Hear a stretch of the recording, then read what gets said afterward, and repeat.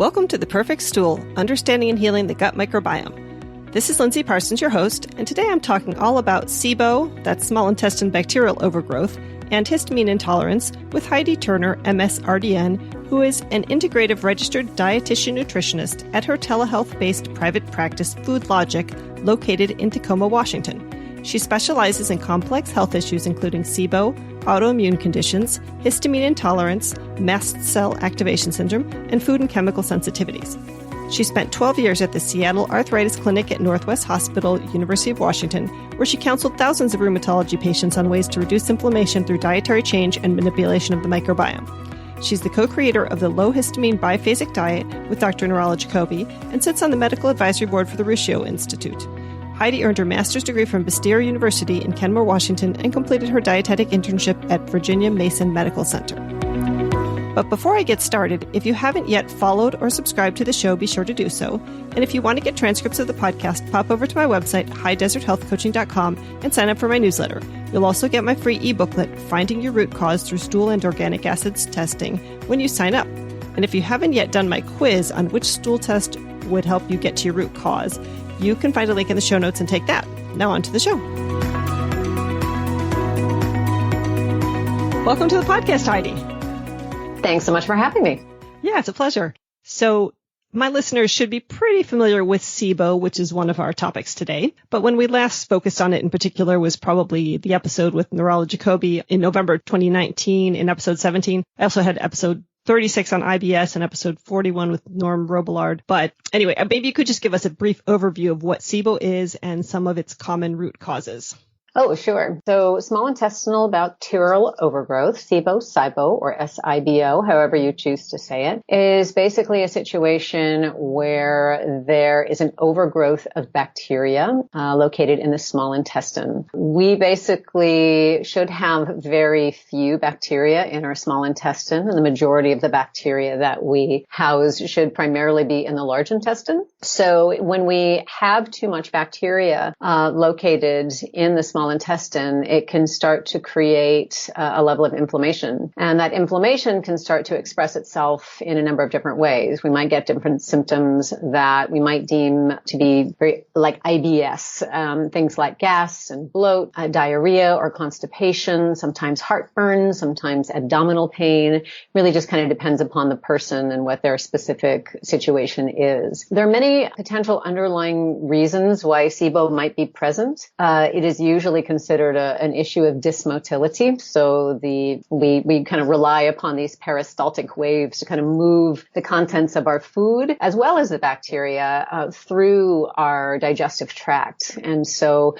when that system becomes more stagnant, things aren't moving as effectively, we can start to collect more bacteria in that space. And that can be due to a number of different causes. That can be from a history of food poisoning that can actually impact something called the migrating motor complex that actually helps us to move our nerves and move those peristaltic waves. It can be relation to certain medications. Antibiotics can cause this. It can be from high levels of stress. I see this quite often, like very high chronic stress that can impact motility, thyroid issues, long-term proton pump inhibitor use, and then other environmental factors such as living in moldy conditions. There's lots of different reasons that can kind of feed into this dysregulation of the digestive tract and start to accumulate more bacteria.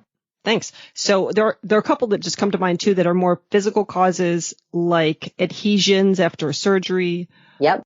Or Ehlers-Danlos syndrome. Absolutely. And what was the other one I was thinking about? Oh, traumatic brain injuries. Sure, absolutely. Yeah, anything that gets in the way of those neurons in the gut from really fully expressing and fully moving and communicating with each other can really get in the way. I'd also say like traumatic, you'd mentioned adhesions. So that can be from, say, endometriosis. Right. That can be from any kind of abdominal injuries that you've experienced. So there's lots of different things that can lead to those adhesions as well that kind of block that bacteria in the area and make it so that it's difficult to move through. Yeah, no, I didn't know what an adhesion was, and I'm not sure everybody does, but I went through endometriosis, so can you just explain that briefly? Yeah, it's just basically like scar tissue that's in our digestive tract. Well, it's not even necessarily in the digestive tract. So it could be on the outside and impacting other organs. And so if we have a considerable amount of scar tissue, it can actually adhere to our digestive tract is quite large in our abdominal cavity. And so we can see those adhesions basically wrap themselves around our small intestine, especially. And so we can see that, and it just kind of creates this narrowing, not necessarily a blockage, because that would create something different, like an actual blockage where things couldn't get through, but certainly a narrowing where it's more challenging for things to kind of move through these very small spaces. Okay, great. So second topic for today is histamine intolerance. So Let me ask, what is histamine intolerance and when should people suspect that they have it? Aha. Okay. So these kind of run parallel sometimes. So I'll run over to histamine intolerance. And so first, before we talk about what it is, let's just talk about what histamine is first. So we're all on the same page of what that is. So histamine is basically a chemical that our body just naturally produces. We might think of it in relation to allergy.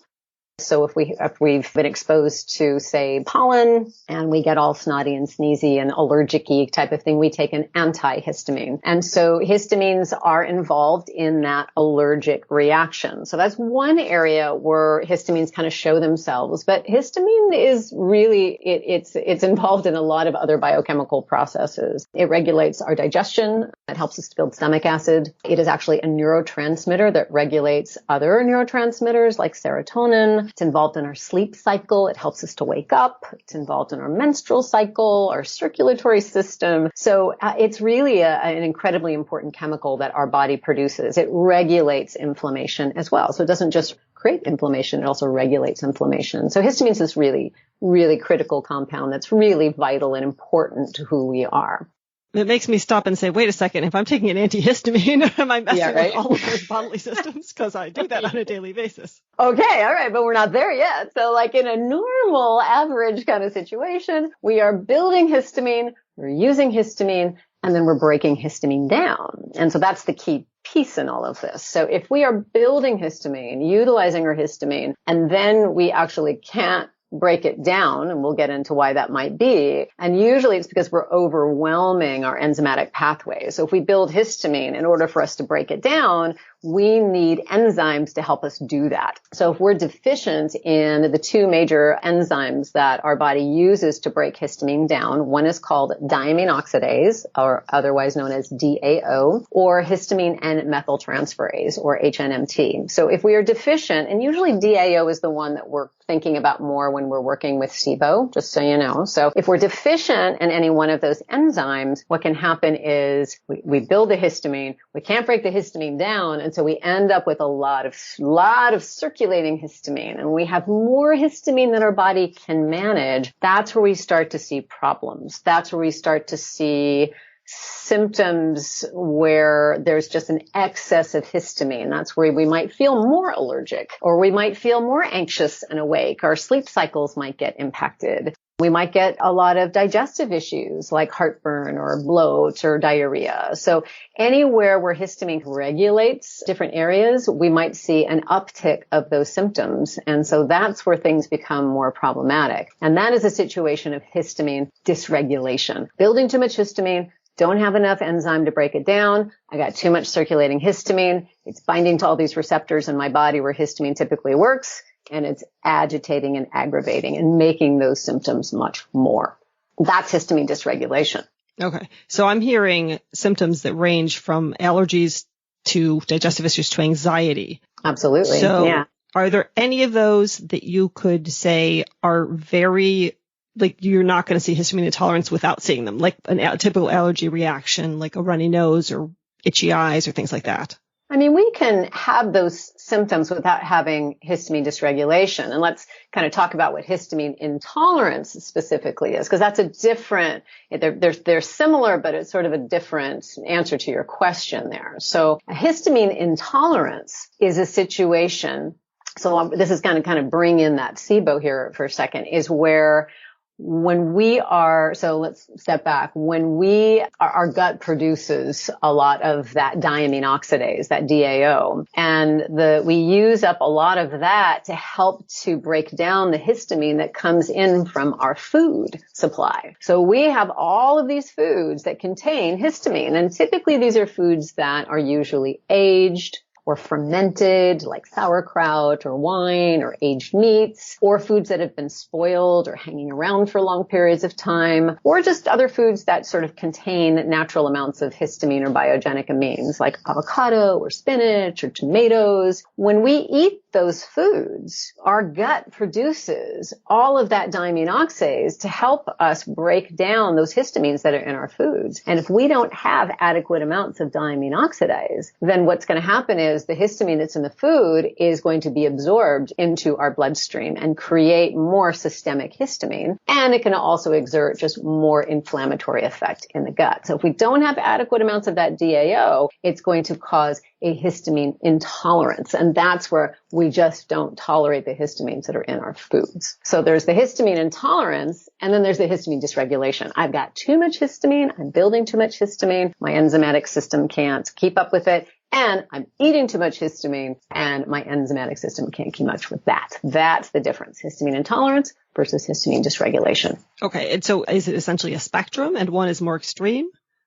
Not necessarily. Yeah. I mean, if you have histamine issues, and back to your question, it's like if you're super allergic and snotty sneezy, you could have other issues going on that's kind of feeding into that. It doesn't necessarily mean you're histamine intolerance. However, if you do have a histamine dysregulation going on and your body just isn't making adequate amounts of enzymes to help you break it down, then kind of looking at other things that could be feeding into that, like gut bacteria, histamines in the foods, that's where we want to start focusing in on other areas, because it's possible we could help to reduce some of those symptoms that we experience from allergies by looking elsewhere at other places where the body produces too much histamine. Got it. Okay. Does that make sense? Yeah. So okay. How can SIBO lead to histamine intolerance? Yeah, exactly. Exactly. So bacterial overgrowth is a situation. There's actually a couple of reasons. So, the bacteria, if we have too many bacteria in our digestive tract, it is inherently creating a lot of inflammation. So they produce something called lipopolysaccharides. Those lipopolysaccharides can induce more mast cell release in the digestive tract, and those mast cells contain a lot of histamine, and that triggers more reactivity. So if we have a lot of inflammation from bacterial overgrowth, then we're using up a lot of that diamine oxidase that our gut is producing. So we're using a lot of that up. So if we're using up all that DAO and we take in a lot of dietary histamine, we might not have enough DAO available for that dietary histamine. So that's the first way. Second way is that we know that in the more recent research is that the type of bacteria that are often implicated in SIBO are histamine-producing bacteria. So things like E. coli or Klebsiella, both of those are implicated as kind of star actors in SIBO, and both of those produce a lot of histamine. So if we have an overgrowth of bacteria in our gut that produce a lot of histamine, that too is going to use up all that diamine oxidase, and it's going to get in the way of our histamine tolerance. Oh, okay. Mm-hmm. That's interesting. Mm-hmm. I know most of my listeners are struggling with gut health issues, or else you wouldn't be listening to a podcast that is this inside baseball on gut health. So I just wanted to let you know that in addition to being a podcaster, I work one-on-one with clients around gut health issues like IBS, IBD, SIBO, SIFO, or invasive candidiasis, constipation, diarrhea, soft stool, food sensitivities, and other health issues like autoimmune diseases, skin issues, chronic fatigue, and fibromyalgia. I help clients locate the least expensive lab tests that they can order themselves online to determine the root cause of their issues, then educate them on protocols used by practitioners to address those issues. The first step in seeing if health coaching might be right for you is setting up a free 30-minute breakthrough session with me, and you can tell me what you've been going through, and I'll let you know if it sounds like something I think I can help with based on what you've already tried. So you can find a link to set up a free session in the show notes. So how can you address histamine intolerance through your diet?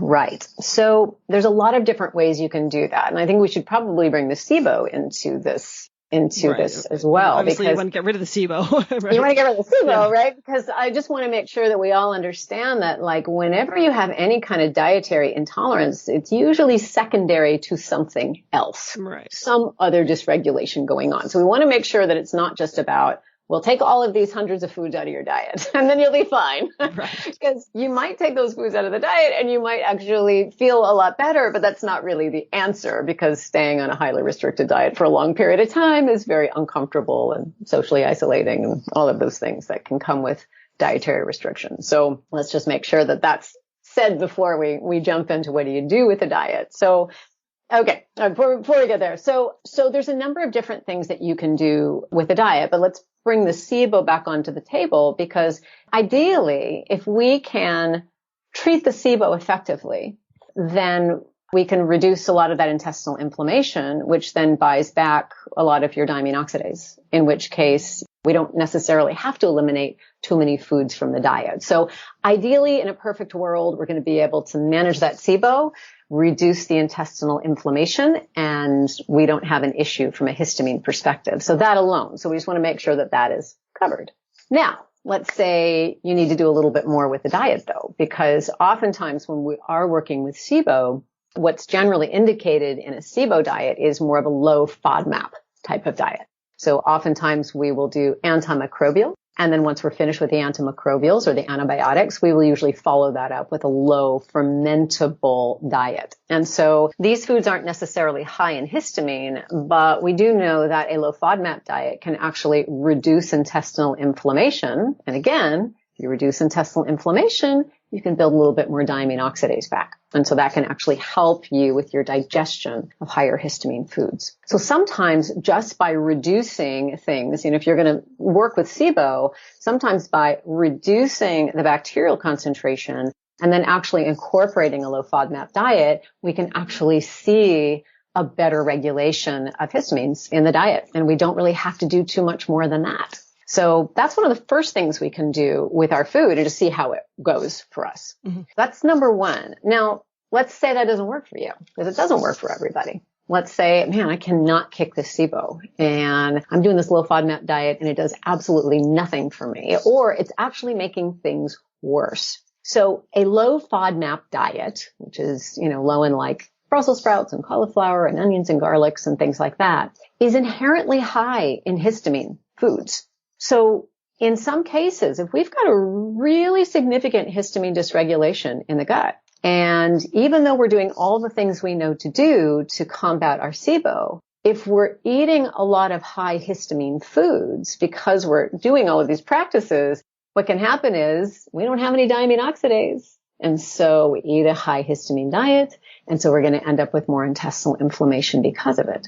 So then what we can actually do is go on a low histamine diet. And that's where we really pull out a lot of these aged foods, avocados and spinaches and tomatoes and all sorts of different fermented foods that we might be eating because we're trying to feed our microbiome and, bone broths, all these different things that are aged or fermented or old can actually be impacting us adversely. And so sometimes we need to take those histamines out to give the gut a chance to heal and not just reduce symptoms that we're experiencing like abdominal pain or bloat or things like that, but to also just give the gut a chance to heal.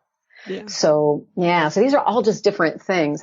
I'll just say there's a lot of different dietary strategies that you can make that can impact or actually reduce your histamine intolerance that don't necessarily just limit you to taking all the histamines out of your diet. So even like a paleo type of diet, like a low starch diet or a low sugar diet can actually improve your diamine oxidase and reduce your histamine intolerance as well. So there's lots of different ways that you can approach the diet. Reducing histamines is one of them. And they serve to do that because they reduce inflammation? Yeah, absolutely. Okay. Anytime you're reducing inflammation, you're allowing the body to support more diamine oxidase production. That's the key thing. That's your key guy in your diamine oxidase. So what I'm hearing is that you're typically dealing with the SIBO first, and then you're putting people onto a low FODMAP diet, for example. Yeah, absolutely. I really try to spare the diet. I'm a dietitian. And you try not to use diet. I'm a dietitian and I try not to take foods out of people's diets because it's a challenge, especially things like FODMAPs, things like histamines. It's not just one food. It's not just gluten or dairy or Yeah, it's even starch. It's like there's 100 different histamine foods when we're working with the lists. And there's 100 different FODMAP foods when we're working with the lists. And so it can get really challenging really fast. And so I really try to listen to my clients in terms of what's possible. Ideally, we're going to be making some dietary modifications in the short term. And I think that that's the most important thing for us to highlight. If you're going to be making any dietary modification, it is for a very short period of time to manage symptoms and to support healing. Right. It's not to stay on for the rest of your life. Because if you have to take FODMAPs out or you have to take histamines out and you can't get them back in, there's something we haven't fixed. Yeah. There's something else that needs to be done. So from my perspective, back to your question, is that, do you work with the SIBO first? Sure, absolutely. It's like, what can we do to manage that? Because if that's all we need to get at in order to reduce the intestinal inflammation, then how much more do we need to do from a dietary perspective from there? So how long and do you tend to use herbal protocols for SIBO or rifaximin or? I've used it all. Yeah. So, I'm a dietitian, so I don't prescribe medication, but I usually do work with other practitioners who do. So I have worked with antimicrobials. I've worked with rifaximin and neomycin or metronidazole. I've worked with elemental diets and then also every other possible dietary strategy you could possibly imagine we've used. Fasting, there's lots of different strategies to manage the SIBO. Right, so right. It's just a question of there's a lot. Where do you start? It's a question of tolerance.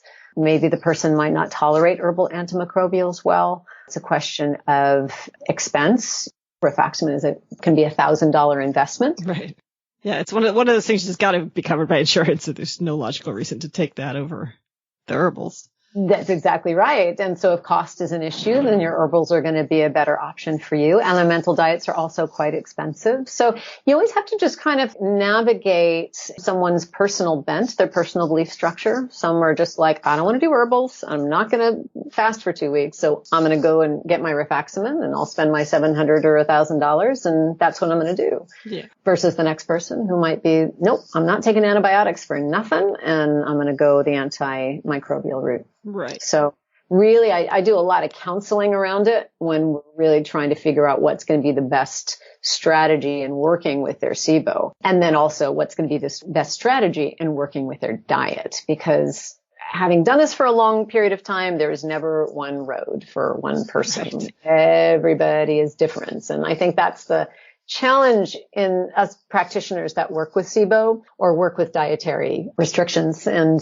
is that not only is it challenging for everyone, but everyone's so different. Right. Everyone's so different. So you just have to have a lot of tools at your disposal, and then help your client make the right choice and point them in the right direction. Right. So assuming a typical client is doing an antimicrobial regime of some sort, be it rifaximin or be it herbals, I'm wondering how long that typically lasts, and then how long you would typically put them on, say, a low FODMAPs diet, or are you using the biphasic diet? And maybe you can just explain that a little bit.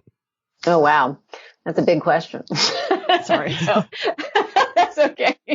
It so depends upon the person. Depends upon their test results as well, their breath test results, and how strong a SIBO is it. Like, what kind of gases are we working with? If we're kind of borderline SIBO, then we might place them on a protocol for a shorter period of time before checking back in. These gases are quite high, or it's methanogenic overgrowth, then it might take a little while longer, and really depends upon the person and how they're doing and how they're tolerating everything as well. So it could take anywhere from a month at the best to several months to at the very worst, or the very longest, it could take several years. It really just depends upon the person and how they're responding. So that's as far as treatment goes, it just depends. Unfortunately, I can't give you like a because everybody's so different. Right. I can't give you like one, it's going to take this long. So it can be a challenging thing.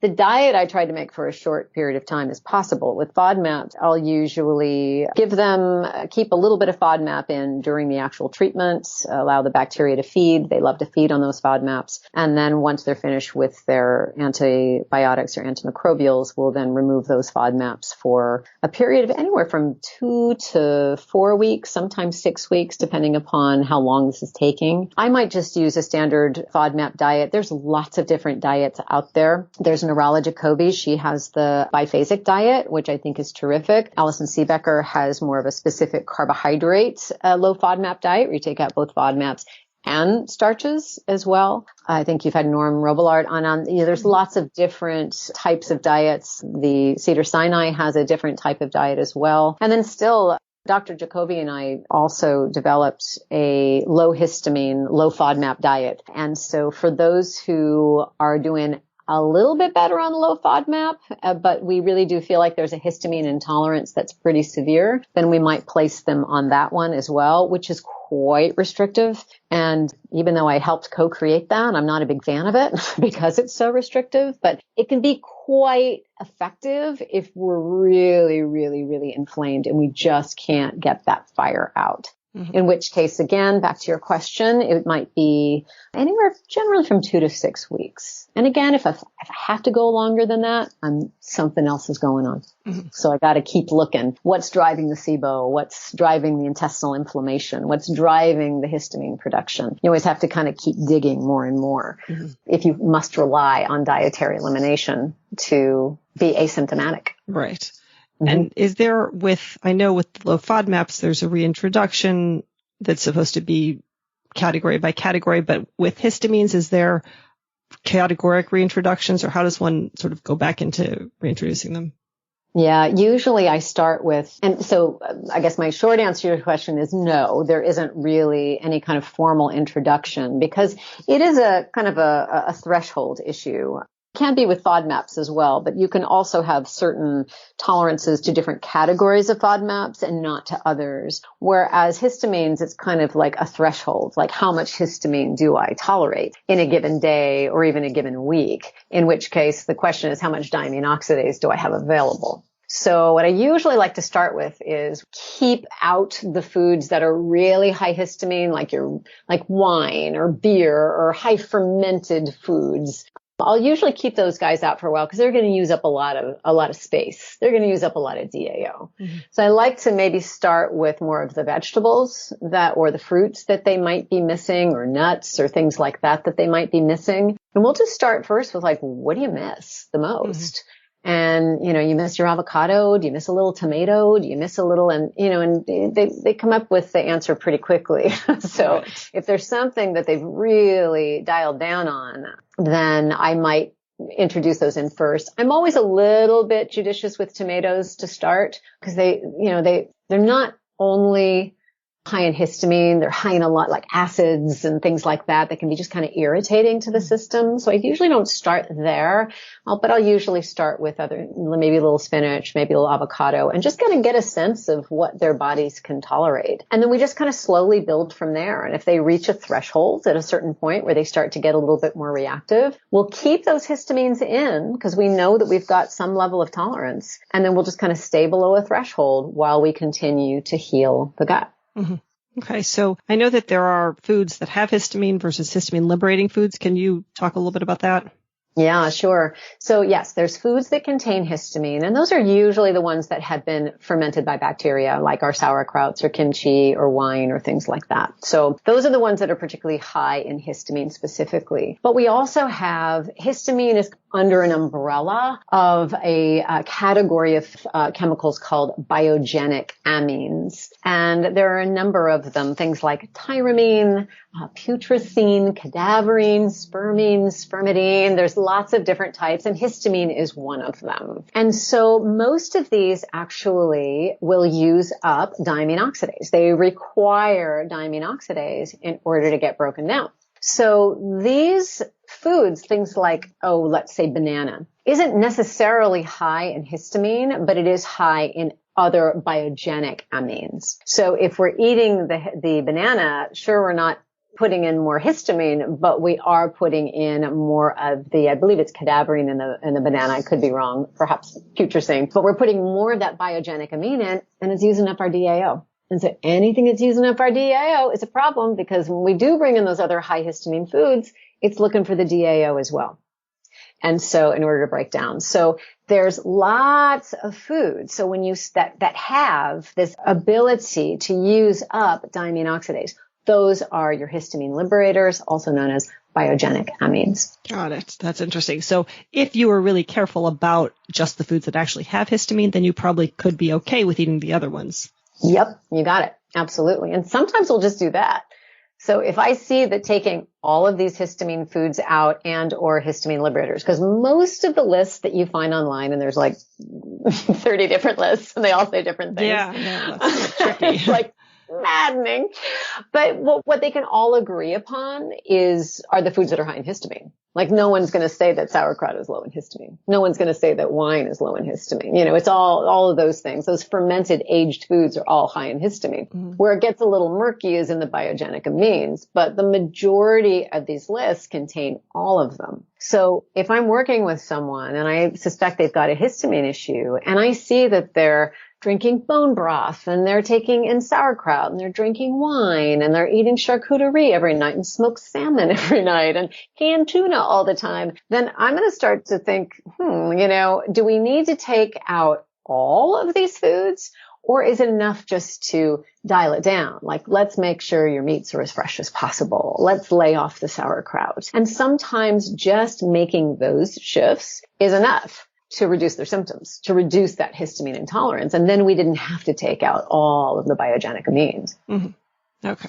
So the diet that you developed, that's not the same as the biphasic diet. No, this one is, so the biphasic diet was developed by Dr. Nirala Jacobi in Australia. Right. And so that's more like straight up SIBO. Okay. Right? You incorporate that, you treat the SIBO, and then so it's very low FODMAP, low fermentable, basically. It's a low fermentation diet, low fermentable diet, rather. When we came together, what we did is recognize that when you're doing a low fermentable diet, you're just naturally increasing the level of histamine that's in there. So like tomato is low fermentable, but it's incredibly high histamine. So what we did of spinach is low fermentable, but it's incredibly high, biogenic amine. So what we looked to do was to acknowledge that for those who have both things going on, there is so much intestinal inflammation going on that they're not tolerating fermentables or fermented foods. Let's come together and really give them something where the gut can completely calm for a period of time and then start going through an introduction process. So that is a biphasic diet. It's the low histamine, low fermentable biphasic diet. Okay. And so it takes phase 1, phase 2. Exactly. Okay. You got it. Mm-hmm. And they can find that on your website or? On my website and on Nirala, on Dr. Jacobi's website. Right. Both of us have it there. Okay. So say somebody begins treatment with antimicrobials and they have an immediate bad reaction. Mm. What might it look like if it's related to histamines as opposed to, say, a Herxheimer reaction? Well, if it's a Herxheimer reaction, because they look really similar, a Herxheimer reaction, it can be pain, it can be fatigue, it can be, and a Herxheimer is when you're kind of going through a level of die-off. You're killing off a lot of stuff. It's all going through your liver. Your liver's having a hard time catching up. Your body's having just a really, it's going through detoxification, basically. That's what a Herxheimer reaction is. I typically will see Herxheimer reactions not last that long. So usually if it's a Herxheimer reaction, you're going to see symptoms start to increase, usually within like maybe 2 to 4 days. They'll intensify. And then typically after like a week or more, we'll start to see things kind of calm down a little bit. Mm-hmm. So that would be more of your typical kind of arch of a Herxheimer reaction. They can go longer, certainly depending upon how much bacteria you have to kill off. I might put in something to help support the liver, help to reduce inflammation if it is a Herxheimer reaction.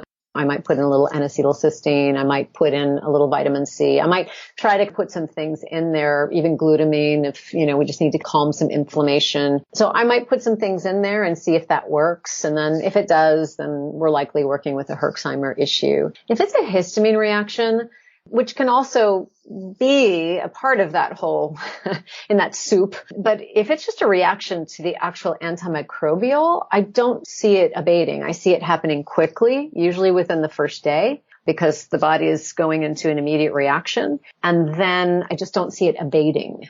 So I will often pull back and maybe start a lot more slowly and see if we can kind of gather a little tolerance with time. But that's usually a difference. If there's just no tolerance at all, and my clients will let me know. It's very common with things like oregano or berberine, which are pretty intense antimicrobials, but we use them all the time for SIBO. And if they just know. They're like, I cannot do this. There's absolutely no way I'm going to be able to do this. Then there's lots of other antimicrobials we can use. And I'll just shift over to different things and see if there's better tolerance. And if there is, then I know that that was probably a histamine reaction, inflammatory reaction that they were having to the antimicrobial itself versus Herxheimer. And so are you saying that oregano and berberine in particular have histamine in them? No, they don't. It's just that they're when we're working, remember, we're always working with a level of intestinal inflammation. So if you're someone that, when you put in an antimicrobial like berberine or oregano, they're pretty caustic on that gut lining. And if your gut's just like, I can't even do that. I can't do FODMAPs. I can't do histamines. I got all this bacteria in here. It's just too much on my system. That it's more that. No, they are not necessarily high in histamine. Okay. So the histamine reaction that's coming with them then is inflammatory. Okay. Got it. Okay. So once people heal their SIBO, are you seeing this histamine intolerance tend to go away? Yeah, often. In most cases, I would say if it's just related to the SIBO, if their histamine intolerance is just related to the SIBO and you're able to manage the SIBO and then get in there with some supportive healing strategies after you've cleared out the bacteria and we kind of, help to kind of regain that microbiome a little bit more, then yeah, absolutely. Because the histamine intolerance should not be a forever thing. It is really just dependent upon the immune system dysregulation in the gut. So if it doesn't go away, and I see this sometimes where we have SIBO, we have histamine intolerance, we treat the SIBO's gone, but the histamine intolerance is still there. Then it's a question of like, what else is going on? Yeah, what else might be going on? What are the other possibilities? Well, you can just have general dysbiosis. So you could have fungal overgrowth or yeast overgrowth that wasn't managed, particularly if you did just antibiotics. Right. You can have other types of H. pylori.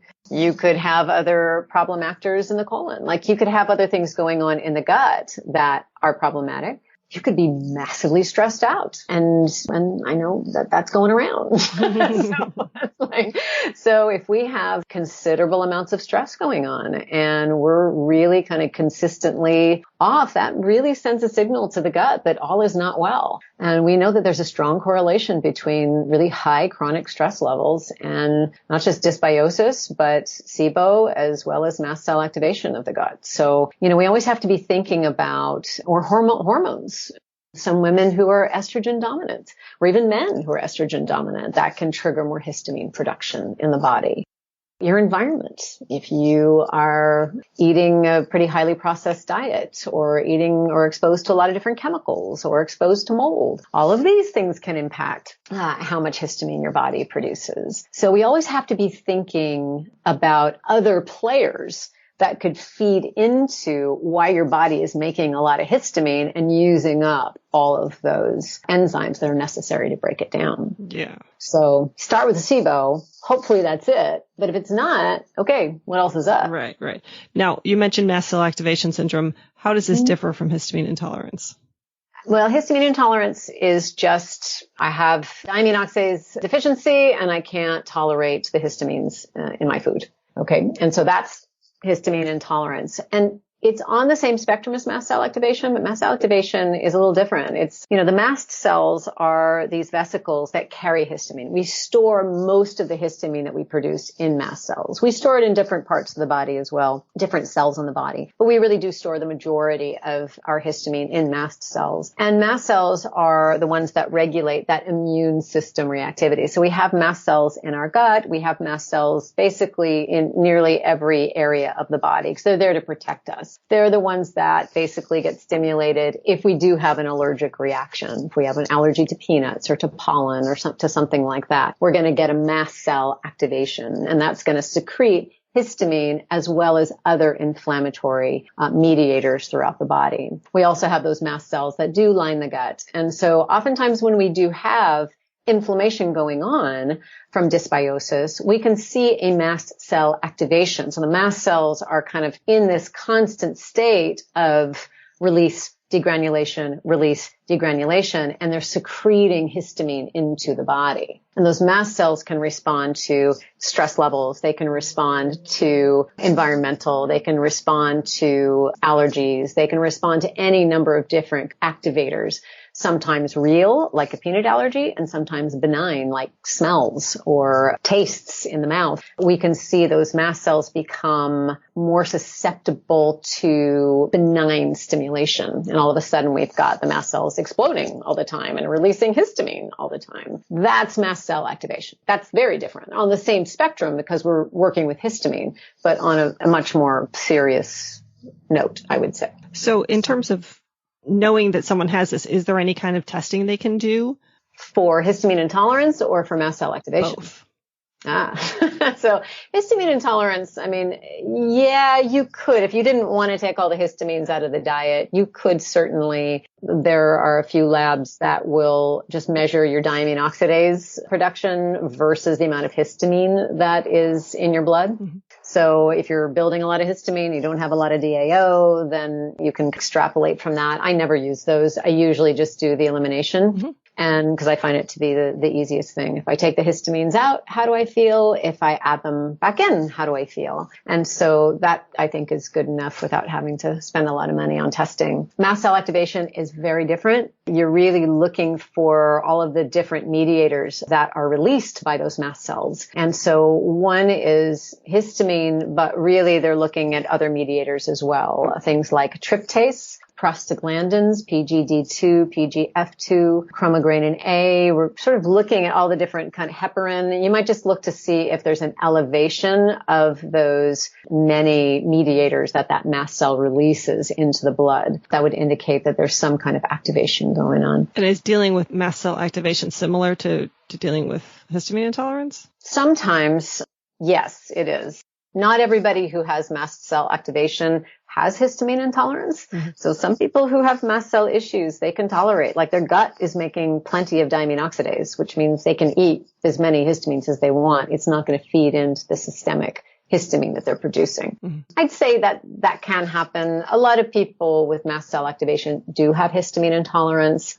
Oftentimes it's a good place to start. Just take the histamines out, see if it helps, and you can kind of take it from there. Mast cell activation and dealing with that, it's a different protocol because first of all, if your mast cells are leaky and they are exploding all the time, then you got to get that under control.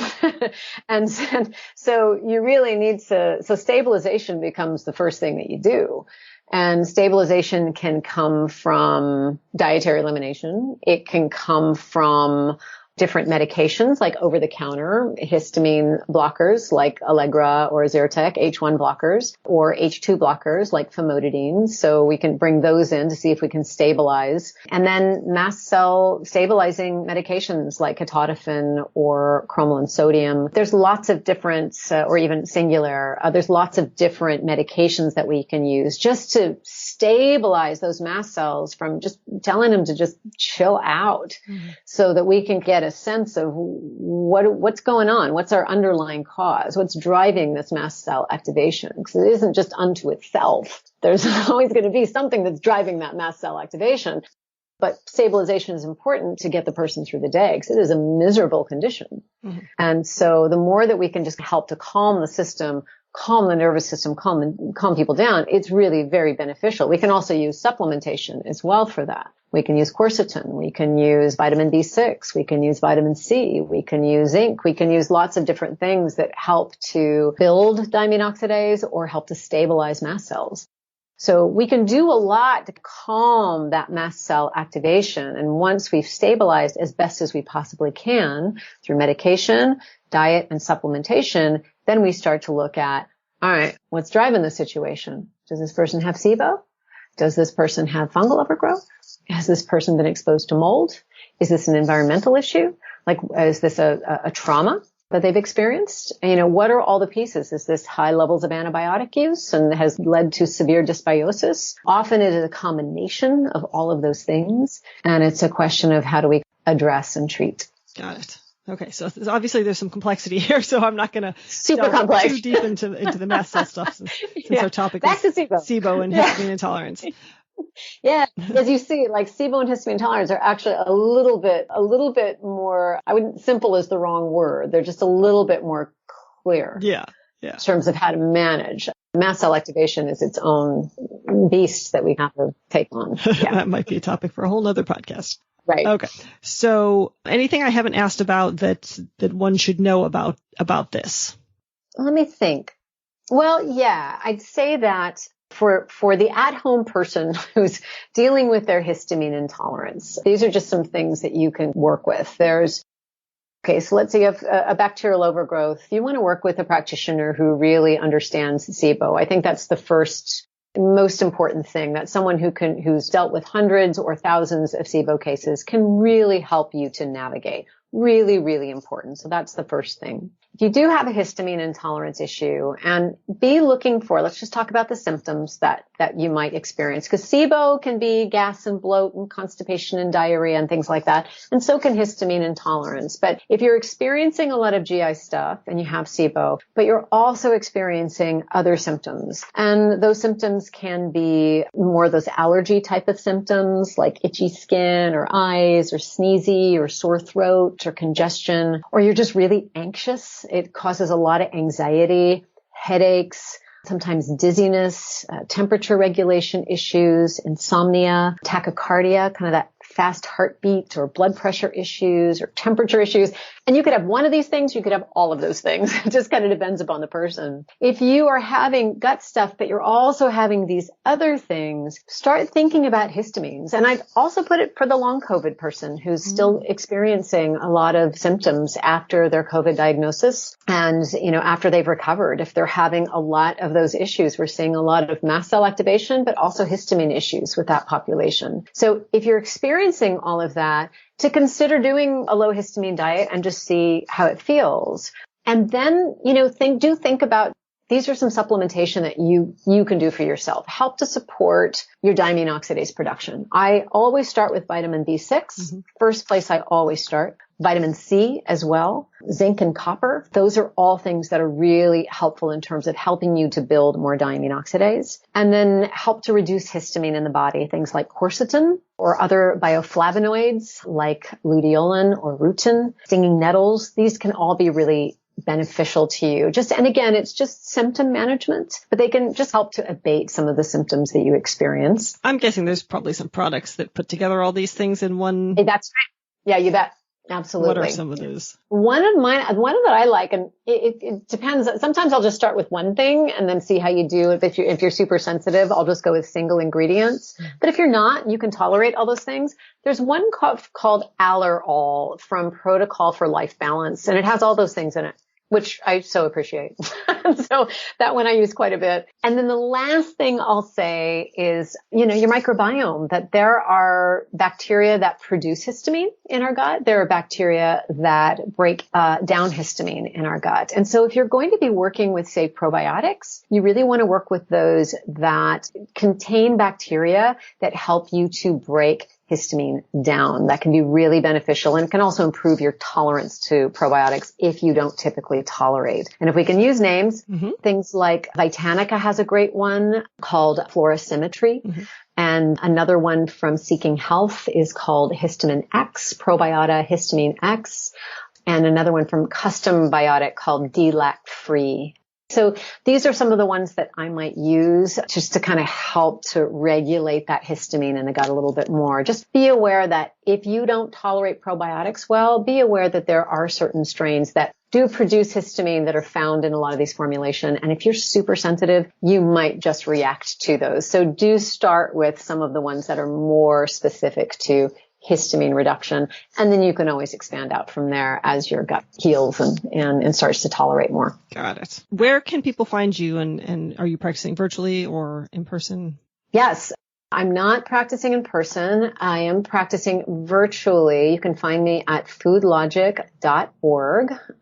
And right now I'm a little limited in terms of my availability, but you never know. Mm-hmm. You never know. I am in the process too of creating classes that help to educate people on all of this. So check back frequently. I'm in production now. And so that can just give you some good, useful tips on how to move forward with these conditions. Okay, great. I can link to that in the show notes. Great. Okay. Well, thank you so much for coming on. This is a lot of really useful information. I appreciate it. All right. Thanks so much, Lindsay. I hope that super in-depth treatment of histamine intolerance was useful to you. I know it was to me. If you'd like to connect with me online, you can follow my High Desert Health Facebook page, join my Gut Healing Facebook group, or join my newsletter list at highdeserthealthcoaching.com. And while I'm not terribly active in other forms of social media, you can also find me on Twitter, Instagram, and Pinterest, and links for all of that are in the show notes. Thanks for joining me today, and here's wishing you all the perfect stool.